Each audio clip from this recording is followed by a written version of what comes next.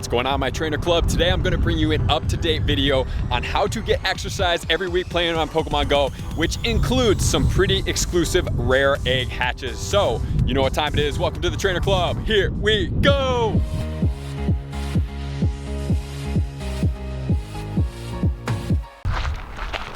What's going on, everyone? I am walking my face off this week for this video.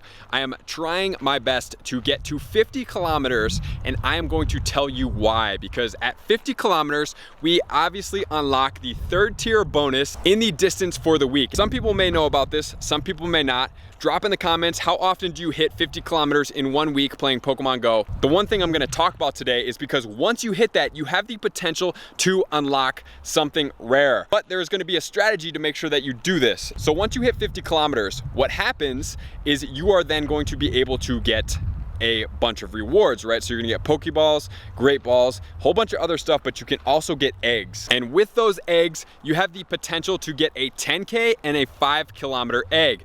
So everybody's like, all right, that's cool. Like, I can hatch a 10K egg. Some of you guys may know this. A lot of you guys may not, because I see this question quite prevalently. How do I hatch a Riolu? So the strategy is walk 50 kilometers. It's going to reset at 9 a.m. on Monday morning, wherever you're at. So that means you're going to get a total, and you're going to get all of your mileage calculated on Monday at 9 a.m. and you're going to get all of your rewards. So in order to do this, on Sunday night, you need to hatch at least 2 eggs. You need to have 2 open egg spots in your bag when you open the game by Monday morning at 9 o'clock. So you may not spin stops on Sunday evening. You may walk a lot. You have to have 2 open egg spots, which is also going to mean you can't open gifts after you hatch these 2 eggs, because that's going to fill up your egg spots and it's going to prevent you from getting these exclusive eggs. So if you do everything correctly, you've walked the 50 km, you have the 2 open egg spots, what you are then going to be is going to be gifted with 2 eggs.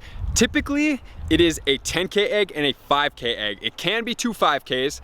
It all depends, so this is not guaranteed, but every other egg that we've seen hatch is going to have one of these rare Pokemon come out of it. And the Pokemon are, I'm gonna let you drop in the comments. I'm gonna string this out just a second. Do you know what these Pokemon could be? So the Pokemon from these eggs, as you can see here, if you get a 5 kilometer egg, you can either get a Krogunk, a Boozle, a Finneon, a Combee, a Bronzor, or a Snover. And then in the 10K eggs, which is the 50 kilometer tier, which typically gives you a 10K as well as a 5K, so you get one of each, will be able to hatch a Beldum, a Bagon, a Larvitar, a Riolu, a Shinx, or a Dratini. So it used to be where you could just hatch a Riolu or a Shinx, and that was really, really cool. And honestly, when I was doing this video at the start, that was my intention. But it now seems, since one of my friends hatched a Dratini, it put me on a hunt like, okay, well, is there another pool of Pokemon that are now out? And it happens to be that there are 6 total Pokemon, which still dramatically increases your odds to, 1, get rares. Everyone in here has a shiny potential except our Riolu, which is super, super cool. And it also helps you make sure to get different Pokemon, like these rares that we actually want to hatch. 1 in 6 chance rather than all of the 10K eggs for a Riolu is a much better chance. So make sure to do this every week if you're up to walking 50 kilometers and getting your exercise. Just to go over the 100% IVs, for the Beldum, it's going to be 558 at level 20. For the Bagon, it is going to be 660 at level 20. For the Larvitar, it is going to be a 594. For the Riolu, we will check that out in a second, as well as the Shinx. And then for the Dratini, it is going to be a 574. And then onto the top tier, we're going to look at Krogunk, which is going to be a 100% IV of 544. We have Boozle, which is going to be 100% IV of 602. We also have Finneon, which is 100% IV of 555. We have a Combee, which is going to be 100% IV at 282. We also have a Bronzor, which is going to be a 100% IV at 344. And then we have a Snover, which is going to be a 100% IV at 662. So those are all the Pokemon that you can hatch in these eggs. I hope you guys really like this. I really personally like it. It really increases the chances of getting these rare, super useful Pokemon.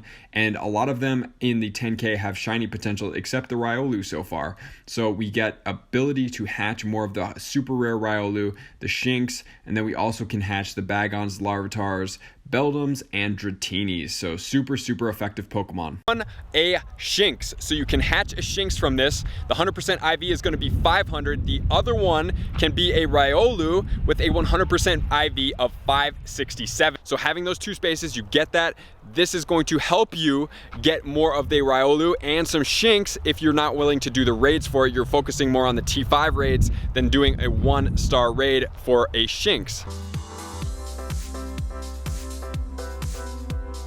So I thought that was a tip that's going to be pretty useful for you guys that are out there like, I want more Riolu because he is a beast when he is evolved in PvP. He's an absolute beast. He's got a few weaknesses, super beast. I really like him. I fought against him a lot and he is very difficult to beat. And then Shinx is just cool. Everybody's trying to get that shiny. The shiny is super cool, gold shiny. I hope that you guys get that 500 for the 100% IV, and I hope that you guys are able to do that. So I just want to take this time to provide you guys a little bit of content that I've been wanting to do for a while. I just have not been hitting that 50 kilometers per week. It's a pretty decent amount. The other thing you want to do is turn on Adventure Sync, make sure that it is working. You do not want low power on, because when you have low power on, it does not work efficiently, because I've been seeing that it doesn't work for me. And then also you just want to make sure that if you have an iPhone, or I'm not sure if Android has it, you have the health app, you have everything turned on to send information back to Pokemon Go, because this will count even when you're not playing. If you're not running a gacha in the background, which I usually am, so the Adventure Sync isn't super relevant for me, it will also help you out towards counting those kilometers to make sure you get this bonus. And the other thing I want to do is say happy Earth Day. I hope you guys contributed. I hope you went for a meetup or you hosted a little local event. It doesn't matter how many people come, it just matters about making an impact. So here in Bend, Oregon, we were making sure to make an impact. It was on Easter Sunday. I appreciate everybody that came out. We were just cleaning up a bunch around the Central Oregon area. I just wanted to take a moment to thank all of these beautiful souls for taking some time on Easter to come out and clean up, help with Earth Day. I hope you guys are contributing, and I hope we all get the shiny Groudons, shiny Digletts. So thank you guys so much. We appreciate you guys. Happy Earth Day! Yeah, we literally got a full trunk of quote-unquote trash that I'm gonna try my best to recycle, and I really appreciate everybody coming out and helping. I hope you guys are making a big impact in your community, because it's all about cleaning up. Not only just cleaning up, for me it's about recycling as well, and turning what is considered trash not into a landfill but into a different place so that it can be reduced, reused, and recycled. We went around, we cleaned up a little bit of the area of Bend. I didn't think there was going to be too much to clean up because it's actually a pretty clean community. However, we did get a decent amount of stuff, and I found like the backside of a hotel. We got around 150 pounds of garbage and recycling. I went ahead and recycled it, so we're going to be reporting that to Niantic. I tweeted out a photo if you want to check it out, at the Trainer Club with 2 B's at the end. And yeah, I hope you guys made an impact, and I'm excited to do the Groudon raids, get some shinies. I hope we get it, the shiny Diglett as well, and we get the bonuses. Got to make sure that we get these hatches in this week. I wonder how many eggs did you guys hatch for this event? This event has been awesome to me. I've hatched a ton of babies. I love hatching eggs in 1 kilometer with babies in there and shiny potentials. I did not get any shiny potentials for the babies, but I did have a ton of fun doing it, and I hit that 50 kilometer mark so that we were able to get the bonuses, and then I did hatch a Shinx, so I'm super pumped about that and grateful. So it's definitely worthwhile to walk those 50 Ks, get your exercise in, have those 2 egg spots open, and make sure that you are able to get that 10K egg. So it can be 2 5Ks. It also can be a 10K and a 5K. You're hoping for that 10K, but if you keep doing this every week, you're able to hatch a little bit more of the Riolu and the Shinx, so you're able to get a little bit more candy. You can get the Stardust. So it's a better way to try to hatch this guy, because he's super rare, and everybody's always like, man, I can't hatch a Riolu, or I haven't hatched a Riolu, right? So I hatched one this event in a 2K egg, which was a 1K, and besides that, I also hatched one more when the other event came, when Riolu came out, but besides that, I didn't hatch much more than that. So this is a good way for you to try more, to have a better chance to be able to hatch more, because then you're really only going between Shinx and Riolu in that 10K, as opposed to having everything in there and trying to compete. So thank you for tuning in, guys. I will see you on that next video, delivering more quality content in the near future. Peace.